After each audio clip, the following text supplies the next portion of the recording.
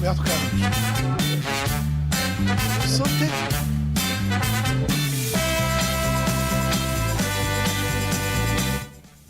Estamos iniciando mais um programa Viva a Voz Saúde, pela rádio Nossa Senhora de Copacabana, aqui no Rio de Janeiro. Hoje, sábado, ensolarado para quem está acima das nuvens. Para quem está abaixo das nuvens, está caindo uma chuvasca. E nós temos hoje um tema que eu diria que poderia se chamar de um tema para os iniciados na questão do uso da nicotina. Mas optei por trazer esse tema e fazer o convite ao nosso convidado, porque, apesar de ser um tema muito específico da nossa luta, da luta brasileira e da luta global contra o uso de tabaco, ele é um tema muito importante. Assim, ele merece ser conhecido pelos leigos, assim, pelas pessoas. Nós temos, afinal, ainda no país, apesar de tudo que nós conquistamos, nós temos ainda mais de 20 milhões de dependentes de nicotina no país, né? No mundo, 1 bilhão e 300 milhões de pessoas ainda estão ligadas a essa droga, a nicotina, que é a droga que mais gera dependência química que se conhece, mais do que todas as outras drogas das quais a gente ouve falar, como cocaína, crack, heroína, álcool, benzodiazepínicos vários e outros.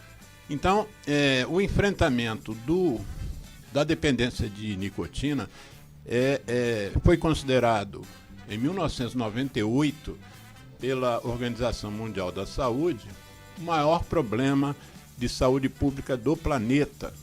E os fatores que levam a esse impacto, a essa importância, esse descalabro colossal, que por exemplo, a gente saber que o uso de tabaco gera 8,2 milhões de óbitos por ano no mundo. Sabemos que o Holocausto, que foi uma das piores coisas que a humanidade já fez, já produziu, matou ao longo de 5 anos 6 milhões de pessoas de origem judaica, negros, ciganos, né? Mas durante 5 anos. O tabaco mata um holocausto e mais um quarto a cada ano, né? Então a gente precisa encarar o tabagismo realmente como a OMS encarou, como ela declarou no discurso de posse da norueguesa Gro Brundtland. O tabagismo é o maior problema de saúde pública do planeta. E naquela época, e continua sendo, e ainda sob risco de piorar com a entrada em vários países do mundo dos dispositivos eletrônicos para fumar. Mas o nosso convidado, então, vai falar sobre um tema, que foi o tema que ele nomeou, que é a interferência da indústria da nicotina no Brasil. É fundamental que vocês que não conhecem esse tema saibam que nem eu nem o convidado estamos aqui inventando a roda. Nós não estamos aqui, por nossa conta, afirmando que a interferência da indústria sobre as políticas públicas dos países no que tange ao controle do uso de tabaco é uma reflexão nossa. Ao contrário, em 2005, depois de muitos estudos, a ONU, né, a Organização das Nações Unidas, via uma de suas agências, que é a Organização Mundial da Saúde, estruturou, convocou os países, convidou os países à criação de um tratado sanitário que recebeu um nome difícil das pessoas entenderem, que é a Convenção Quadro para o Controle do Tabaco. Enfim, as chamadas partes, né, nesse tratado não se chama país de país, chama de partes. Quando chegou a um determinado número de partes, no caso foram 40, entrou em vigência o Tratado de Controle do Tabaco, o Tratado Global. E isso foi 15 de fevereiro de 2005.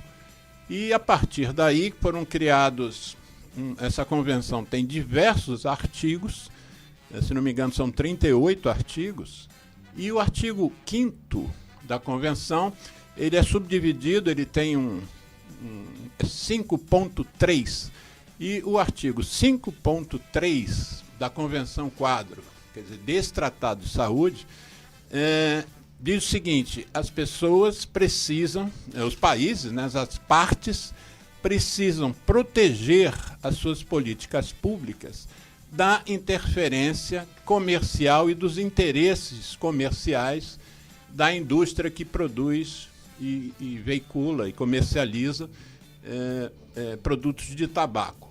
Ou seja, lá na criação do tratado foi apontado o risco da interferência da indústria, e nós, eu e o convidado, que somos, como se diz, macacos velhos nessa história, nós sabemos a quantidade de interferências que já ocorreram.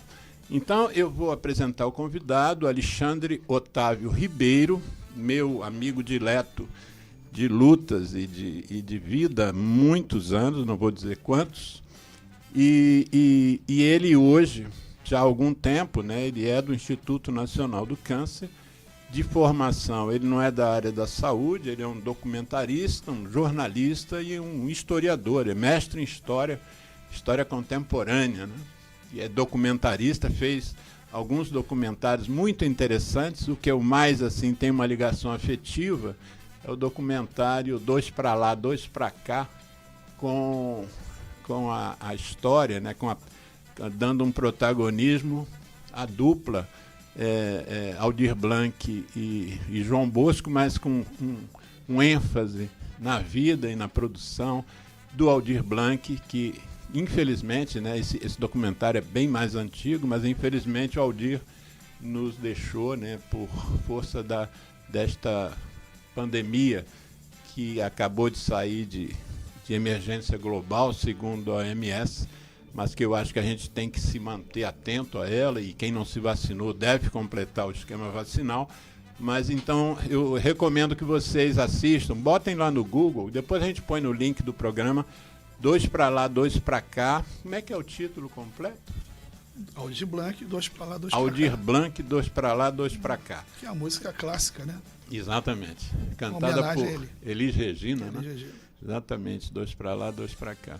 Então, Alexandre Otávio, faça uma apresentação sua rápida até chegar o momento em que você começou a se interessar por esse movimento, que não é uma coisa óbvia, o fato de você ser do INCA, porque tem outras pessoas no INCA que não têm essa ligação que nós temos com a dependência em nicotina. Fala um pouco de você, como é que isso surgiu? Tá, boa tarde a todos, todas, todes. Aproveitando esse novo conceito do mais amplo, né? Bem, o INCA, ele se formalizou enquanto representante do tratado, através de um decreto, e fundou que seria a Secretaria Executiva da Comissão Nacional para a Implementação da Convenção Quadro para o Controle do Tabaco. À frente desse processo estaria a Tânia Cavalcante, uma médica de longo percurso dentro da instituição, que estava preparada para assumir esse compromisso a partir de 2005. Eu fui chamado para integrar essa equipe a partir de 2005, 2006. A Érica Cavalcante foi a pessoa que fez essa ponte, né? Sabendo que a gente poderia fazer um belíssimo trabalho, que acabou ocorrendo de fato. Essa equipe, ela foi se estruturando na questão da defesa dos artigos, né? Então, os artigos da Convenção. Artigos da Convenção Quadro. E, naturalmente, essa equipe foi tomando perfil, né? Cada um envolvendo-se com artigos, e eu acabei, pela minha história, pelo meu percurso, assumindo um pouco dessa questão no artigo 5.3, que você relatou muito bem, que seria acompanhar, monitorar as ações da indústria do tabaco no Brasil. Não só no Brasil, porque é uma multinacional. Né? Então, uma transnacional. Então, você acaba fazendo uma correlação entre o que ocorre aqui e o que ocorre no mundo. Né? Tanto na questão no caso da oferta, né, como da demanda. A oferta, o Brasil, eu não sei se as pessoas estão cientes, né, é o maior exportador de folha de tabaco do mundo. Essa liderança já tem mais de 25 anos, basicamente construída nos estados do Sul, Rio Grande do Sul, Paraná e Santa Catarina, é onde faz-se a defesa dessa cadeia produtiva. Então, o que é interessante é que a gente mergulha tanto no aspecto da agricultura como no aspecto da indústria. Eles transitam, muito bem transitados, vamos dizer assim, tanto na Confederação Nacional de Agricultura, a partir do momento que é uma planta tóxica, mas é uma planta, também na Confederação Nacional da Indústria, porque o resultado da manufatura é o cigarro ou o charuto, né? Então, tem essa habilidade híbrida de percorrer esses dois espaços e também camaleônicos, porque quando é necessário eles utilizarem o conceito da agricultura, eles o fazem muito bem. Quando é necessário utilizar o conceito da indústria, eles também fazem muito bem. E esse é o nosso desafio, né? É saber enxergar onde eles entram e trabalham, né? E muito na questão de criticar o que eles chamam de campanha antitabagista, né? Que é o selo que eles colocam, que aquele tipo de economia sustenta diversas famílias, dezenas ou milhares de famílias, e que o trabalho que o Brasil realiza, né, é um trabalho, entre aspas, ideológico, né, que seria um trabalho que estaria indo de encontro à economia dos agricultores familiares. Né? E um representante velado da indústria do tabaco no Parlamento Federal, o deputado Marcelo Moraes, ainda acusa os que enfrentam o tabagismo como doença de serem comunistas. Quer dizer, quem luta contra o tabaco, na concepção dele, é comunista. Quer dizer, é como se a extrema-direita fosse muito cuidadosa com a saúde.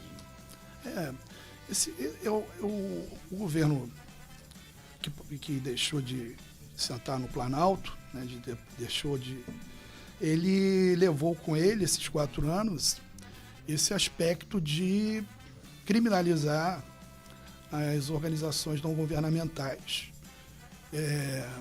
E um dos primeiros efeitos, isso eu vi muito nitidamente em 2018, foi exatamente esse discurso, né?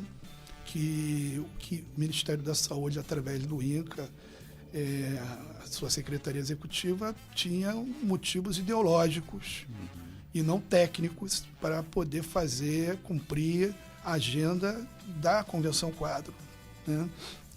E assim, a gente identificou muito rapidamente, porque foi uma das primeiras medidas tomadas pelo governo anterior, né? Não, mas diz qual foi a medida. A medida foi essa, primeiro criminalizar.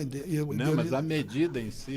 Sim, foi um decreto que acabou de, vamos dizer assim, ele extinguiu a relação que existia entre as ONGs e o governo e o executivo, né, o governo federal, entre as quais foi motivo utilizado pelo deputado Marcelo Moraes, ano passado, para poder impedir a nossa participação na última Conferência das Partes.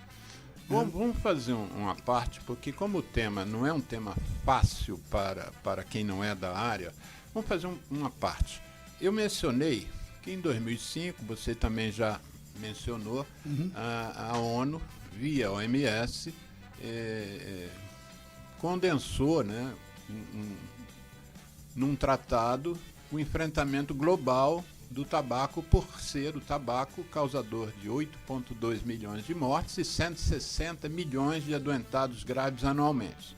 Então a ONU entendeu que o mundo tinha que se unir para enfrentar esse flagelo, né, essa pandemia de doenças causadas pela dependência em nicotina. Aí esse tratado, que teve o nome, repito, Convenção Quadro para o Controle do Tabaco, ele foi...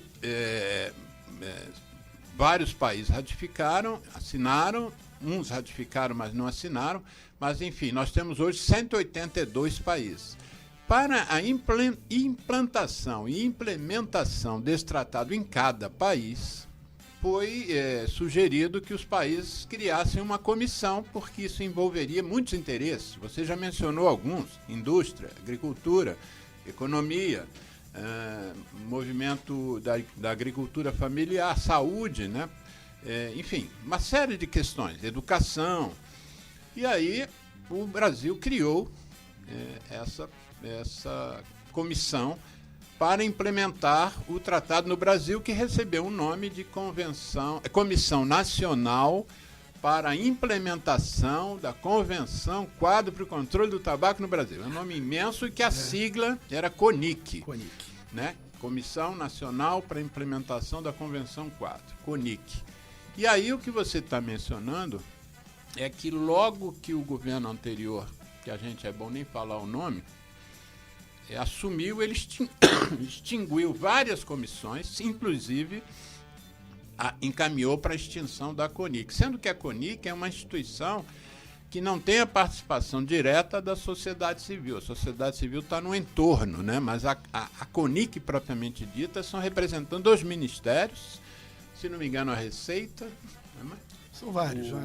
O Anvisa, não sei se faz parte. Fazenda, Trabalho, Educação, todos os ministérios tinham um desenho institucional que mudou com os governos. Eles modificam sua estrutura governamental, né? E o que existia em 2005, 2006 foi mudando ao tempo, né? Com a inclusão de Anvisa, a inclusão de Receita Federal, enfim, esse desenho foi se moldando ao longo do tempo, né? E a presidência da comissão é do Ministério da Saúde. O Ministério da Saúde preside essa CONIC. Exatamente. E o secretário, a Secretaria Executiva está nas mãos do Instituto Nacional do Câncer, do INCA, que era, já historicamente, quem tocava o Programa Nacional de Controle do Tabaco no Brasil. Exato.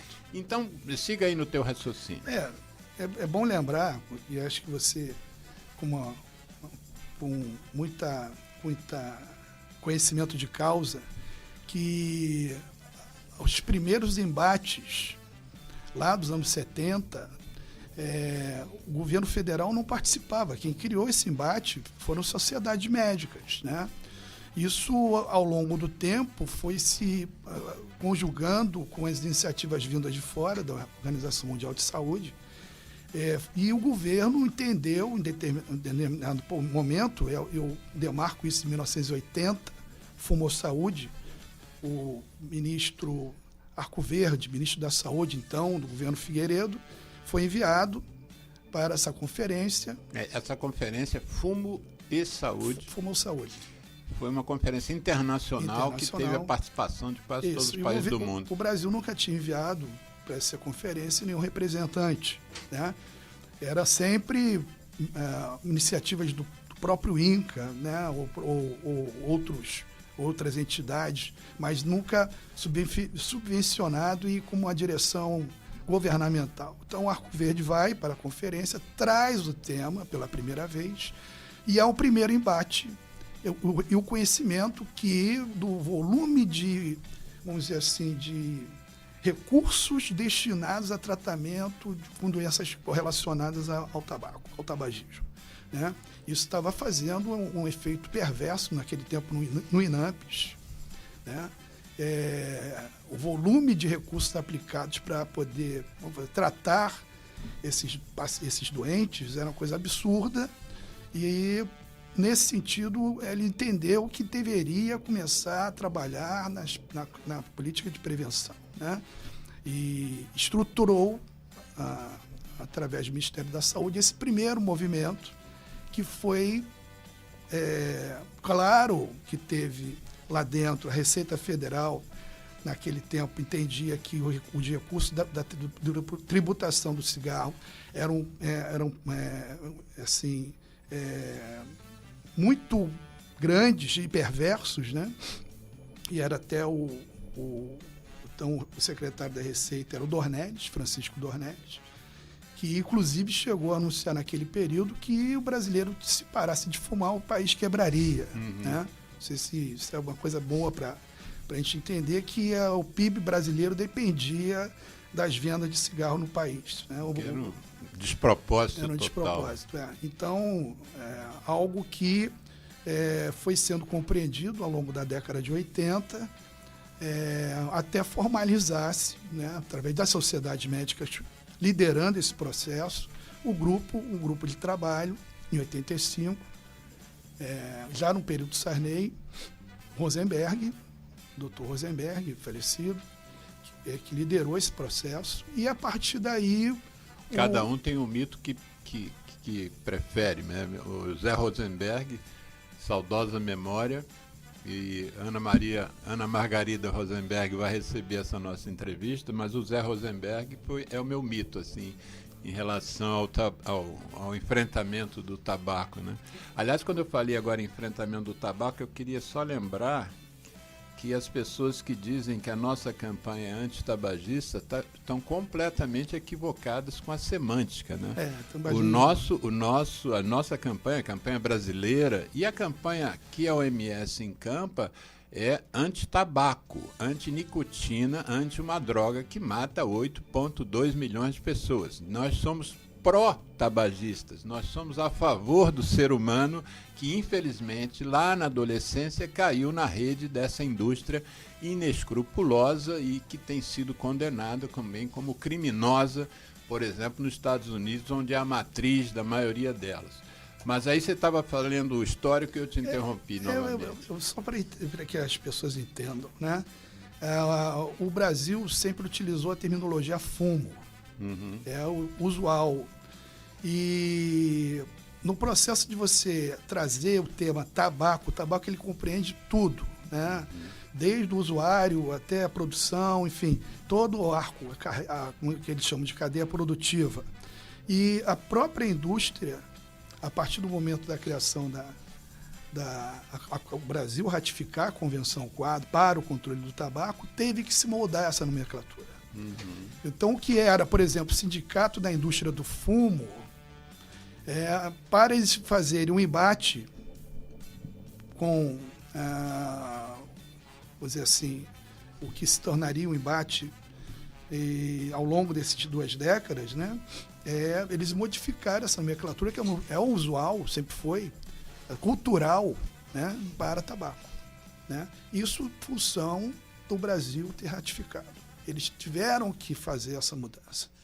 Isso é importante se frisar, que o tabaco nunca foi assim, usado usualmente para se referir à produção, ao fumo.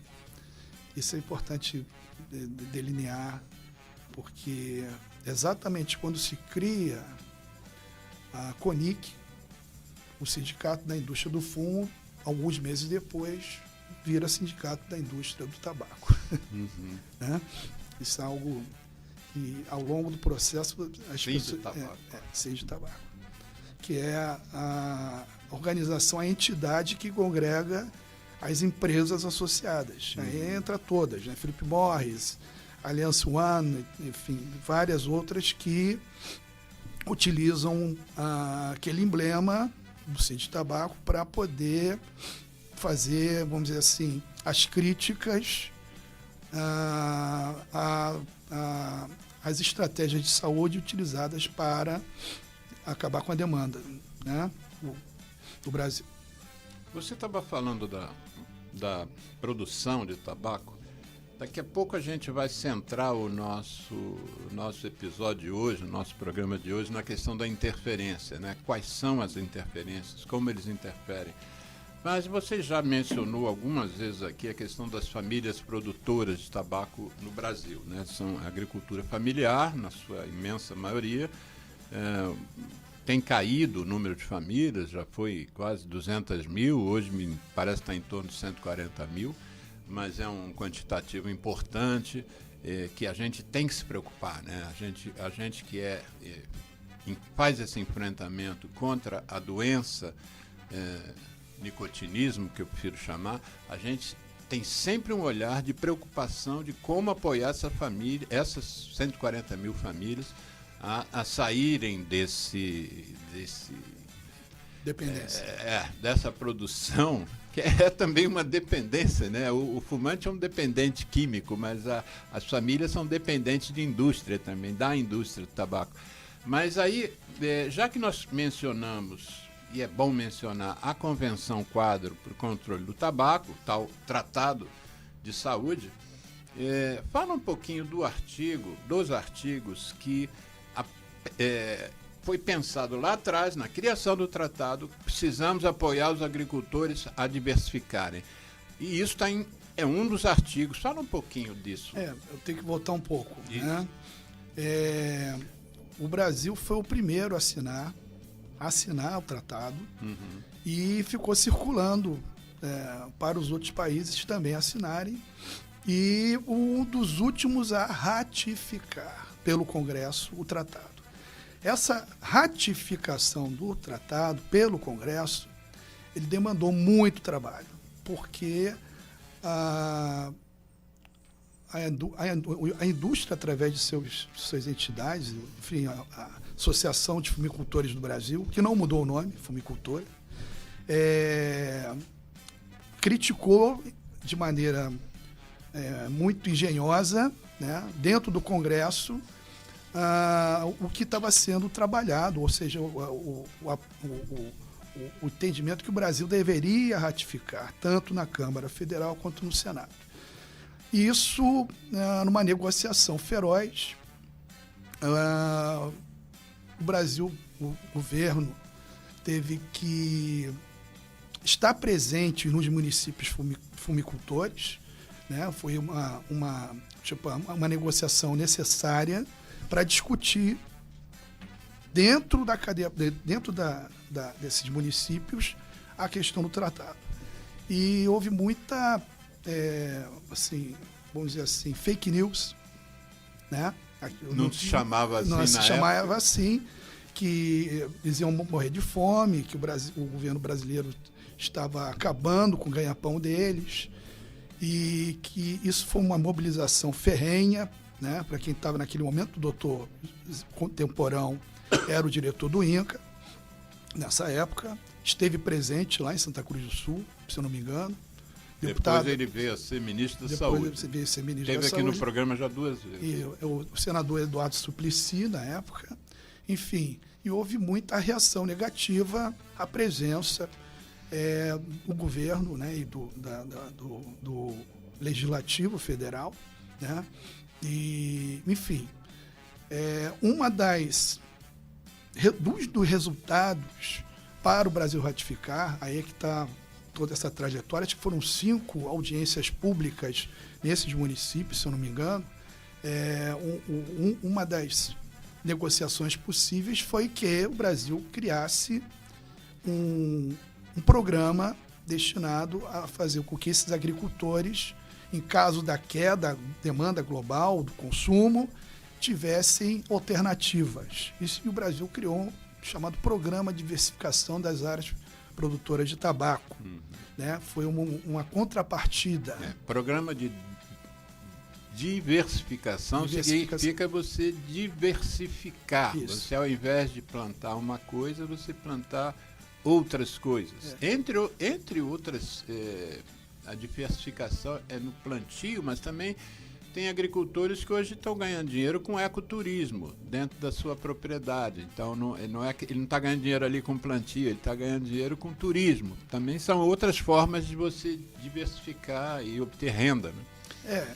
E aí entra a fake news, né? Porque esse termo diversificação foi utilizado com muita inteligência para evitar que a indústria se apoderasse e falasse que a gente queria proibir o cultivo. Né? Aliás, um dos argumentos até hoje utilizados é que a Secretaria Executiva da CONIC, a intenção final é a proibição do cultivo. Isso nunca ocorreu. Né? Nunca foi a intenção do Ministério da Saúde, do governo brasileiro, de pedir que os agricultores plantassem tabaco, mas que eles tivessem alternativa de renda. Né? Uma alternativa que, baseado na sua própria economia local, tivesse um resultado, né? Que eles pudessem manter com dignidade a sua renda, a sua família, enfim. Essa nunca foi a intenção. Mas, ao longo do processo, sempre foi contaminado aí está a interferência, né? Aí vamos dizer o termo por que interferência, né? Esses complementos sempre foram abordados de maneira negativa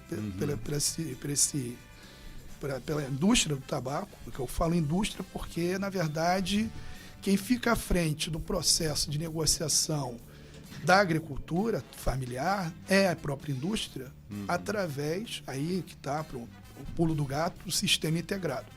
Né? O que ocorre? O agricultor ele recebe os insumos, já no contrato com a indústria, né? Ele recebe subsídio técnico, né? Para ter aquela plantação já resolvida e já negociada. No português mais fácil para o leigo entender, quando a indústria dá os insumos à família produtora, isso quer dizer que ele está dando a semente, está dando o agrotóxico, está dando e mais o técnico para auxiliar em toda essa produção, não é isso que você quer dizer? Exatamente, então? É um pacote.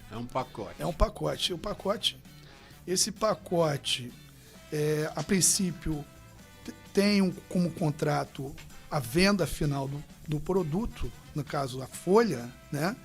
Mas aí que está a situação, que é a situação que eles enfrentam a vida toda, né? Que não conseguem resolver. Quem estabelece o preço da folha é a indústria. E você, como produtor, como agricultor, sabendo que aquele resultado ali vamos dizer, satisfaz a qualidade, entre aspas, do que seria uma folha de tabaco que eles classificam como 1, 2, 3, 5, 6. Né? Ele sabe que aquela, por exemplo, é 1, mas chega lá para vender, para conseguir comprar mais folha pagando menos, eles classificam de maneira negativa. Isso sempre foi um problema para eles, porque o contrato estabelece que tem que ser comprado, mas não estabelece o preço. Né? E aí esse é um problema, né? Que eles enfrentam não de hoje, né? O problema é já de décadas. Né?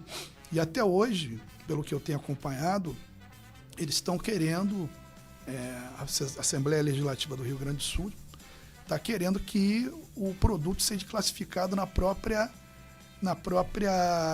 terreno do agricultor e não como era antes na fábrica, né?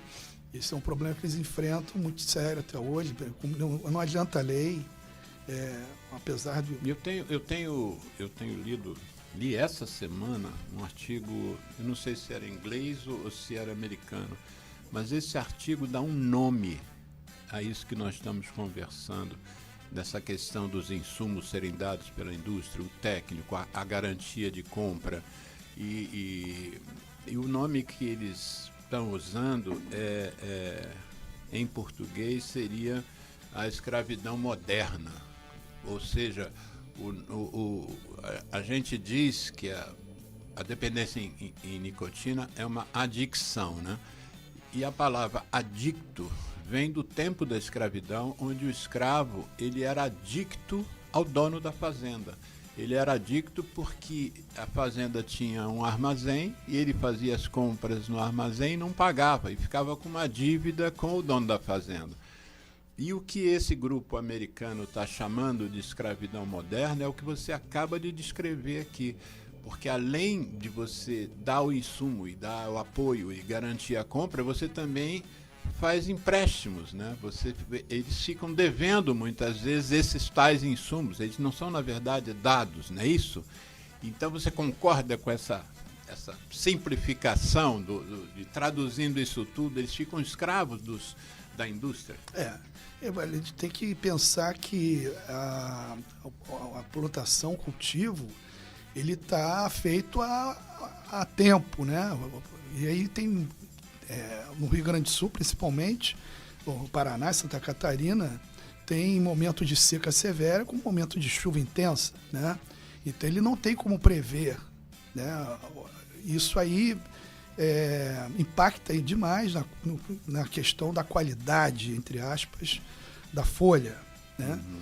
Ele não pode prever isso, né? Enfim, mas de qualquer maneira esse contrato, vamos dizer assim, estabelece para esses problemas o seguro, né? E também é outro também que amarra o agricultor de tal maneira que não tem como sair. O seguro? É um seguro pela Associação de Fumicultores. Os sinistros, né? Uhum. Tempestades e a FUBRA, ela tem esse seguro, ressarce o agricultor daquela perda, mas ele tem que ser, vamos dizer assim, ele tem que estar associado tanto a FUBRA, que é o representante associado, aí entra a parte da agricultura, né, que você tem, de um lado, a Associação de Fumicultores do Brasil, fazendo esse papel que está vinculado diretamente a esses agricultores, né, e tem o Sinditabaco, que faz outro papel, eles são irmãos, tá? São co-irmãos, eles agem em sintonia, tanto na questão da negociação, na venda, compra, como também na plantação. Uhum. E você tem também o outro, que é a Irmandade, né? ela se faz presente no governo, que aí também é outro pulo do gato, né? Existe um sistema que naquele momento, chamado Câmara Setorial, que são câmaras espalhadas por todas as cadeias produtivas, arroz, não é só isso. Não é só eles, não, né? é só tabaco. Não só tabaco, são vários produtos. Essa câmara, ela no início, ela tinha como atributo a relação técnica, né? Profundamente técnica, com essas questões, né? Do plantio, da venda, da compra, e não passava disso. E em determinado momento, vamos botar aqui em 2007, ela começa a ampliar esses atributos, né? E se torna um representante quase político de defesa da cadeia produtiva dentro do Ministério da Agricultura, né? Com representações diversas, incluindo a FUBRA e o Sinditabaco, né? Então, vamos dizer assim, há um lado que é o lado da oferta, do cultivo, tem o lado da demanda, que é o Sinditabaco, e eles se juntam, conjugam-se dentro do governo federal através do Ministério da Agricultura, né? Aí é o terceiro elo da interferência. Nós depois desse bloco, nós vamos fazer o outro bloco onde essas interferências vão ficar mais evidentes. Mas nós estamos falando aqui de uns pontos do Tratado Sanitário Mundial, global, em relação à proteção do produtor, né, das pequenas agriculturas familiares. E uma das coisas que tem ressaltado nos últimos anos, as pessoas têm investido, já tem gente fazendo doutorado, tese de doutorado em cima disso, é como os produtores adoecem, né? Além de receberem mal, além de serem escravos de uma indústria, eles adoecem fisicamente e mentalmente, né? A gente tem tido relatos e publicações mesmo importantes de gente dedicada a esse tema, mostrando que o índice de suicídio nesse meio é altíssimo, é elevadíssimo. E existe uma doença também chamada de doença da folha verde. Você não é da área da saúde, mas faz alguma reflexão sobre essa questão da saúde do plantador de fumo. Tá, eu esqueci de abordar aqui. As alternativas economicamente viáveis à cultura estão estabelecidos no artigo 17 da Convenção Quadro. Isso. E no artigo 18 trata da saúde do trabalhador, né? Ou seja, a vigilância para que esse trabalhador não adoeça. Exatamente isso. Eu acompanho paralelamente, os dois são irmanados, né? O artigo 17 ele conjuga, se comunga com o artigo 18, né? E, enfim, o que ocorre é que mesmo, vamos falar da território do sul, né? Em momentos muito quentes e momentos muito frios. E o tabaco ele se colhe uma vez ao ano, né? E no momento em que está muito sol. Não adianta você colocar o EPI, né? Os agricultores... EPI fala o que é EPI, senão... o equipamento de proteção individual. Isso, que são capas, né? Para que aquele... Luvas, capas. O que a gente acompanha ao longo do processo, ao longo do tempo, é que eles não conseguem fazer a colheita com essa roupa em função do calor. E aí, o que ocorre na maioria das vezes é que eles colhem com a mão nua, né, em contato com aquele volume de umidade da planta que é tóxica, né? Fora o agrotóxico que é usado aos baldes. Fora o agrotóxico. Tá? E ao longo do tempo, o processo de adoecimento vai se dar, ou seja, pelo uso, pelo manuseio da folha, na hora da colheita, através do agrotóxico que está lá e da própria nicotina, né? Da folha. E algo que eles tentam remediar, mas não conseguem também, né? Porque, na verdade, o resultado é que tem que ter a folha para vender e manter aquela renda, né? A gente que estuda os efeitos também ambientais desse cultivo, né? Outro dia eu estava vendo um vídeo, que eu edito vídeos, né, sobre esse tema, e estava vendo um vídeo sobre o Dia Mundial do ano passado, que foi o tabaco prejudica o planeta, não só as pessoas.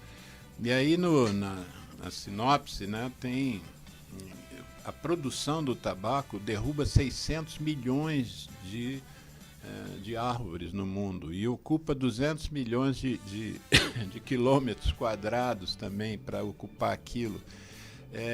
Usa uma quantidade absurda de agrotóxicos e esses agrotóxicos fluem para o subsolo, né, e cai lá no lençol freático.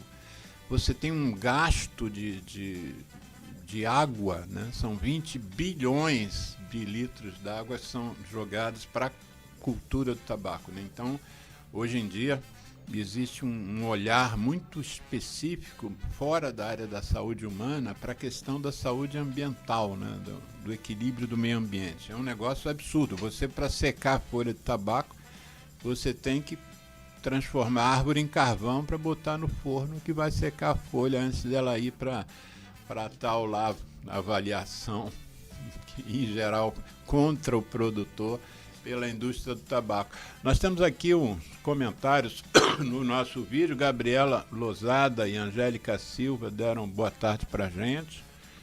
A Gabriela Lozada diz que parou de fumar por 9 anos e voltou, e agora estou tentando parar de novo, mas está muito difícil. Gabriela, eu não sei se eu já comentei no programa, mas a nicotina é uma droga difícil, efetivamente, da gente abandonar, da gente cessar com ela, mas é possível, Gabriela. Eu acho que você tem que insistir. Existe uma como se diz, uma máxima que a maior parte das pessoas que abandonaram o tabagismo fizeram 7 tentativas, é a média, até obter o êxito. Eu não sei quantas tentativas você fez, mas eu recomendo você que não desista. Já mencionamos no programa que a dependência em nicotina provoca o maior problema de saúde pública do planeta.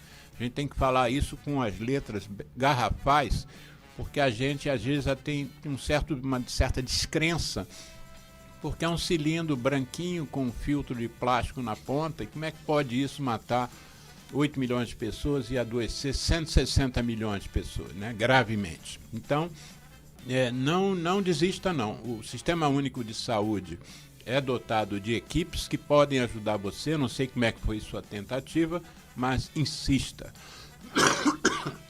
Perdão. A Angélica respondeu aqui no chat, a Angélica Silva, a Gabriela, ela respondeu: tomara que você consiga. Minha mãe morreu de câncer em decorrência do cigarro. Nós tivemos agora uma experiência muito traumática para a sociedade brasileira, que foi a partida da queridíssima, da padroeira da liberdade, como ela gostava de ser chamada, a Rita Lee, né? Que enfrentou galhardamente a luta contra o câncer de pulmão, que, aliás, é o câncer que mais mata as pessoas no planeta, desde já de meados da década de 50, matava os homens. É uma doença, o câncer de pulmão é uma doença mais do cigarro do que do próprio tabaco. Praticamente o câncer de pulmão não existia no século XIX. A partir da industrialização do globo, a gente começou a produzir em massa esses tais cilindros brancos, e a partir daí o consumo, que nos Estados Unidos, por exemplo, era de 60, coisa que o valha, de cigarros per capita ao ano, passou a 6 mil. Né? Foi uma mudança de consumo extraordinária, e piorou na segunda metade do século XX, quando as mulheres também assumiram essa coisa que era mais masculina, né? As mulheres entravam nessa mais para atrair os homens. Então os cigarros tinham, as marcas tinham nome de mulher, né? Salomé e Yolanda e várias outras mulheres eram capas dos maços. E agora, a partir da Segunda Guerra Mundial, as mulheres assumiram o direito, e nesse caso com razão, né? Se os homens tinham o direito de fumar, elas também tinham. Só que eu considero o tabagismo, a entrada do humano no tabaco, o maior erro de avaliação de risco da história da nossa humanidade. O Homo sapiens talvez nunca tenha errado tão crassamente quanto quando ele decidiu fumar, né? E esse erro as mulheres também assumiram, passaram a conviver com esse risco, e que resultou.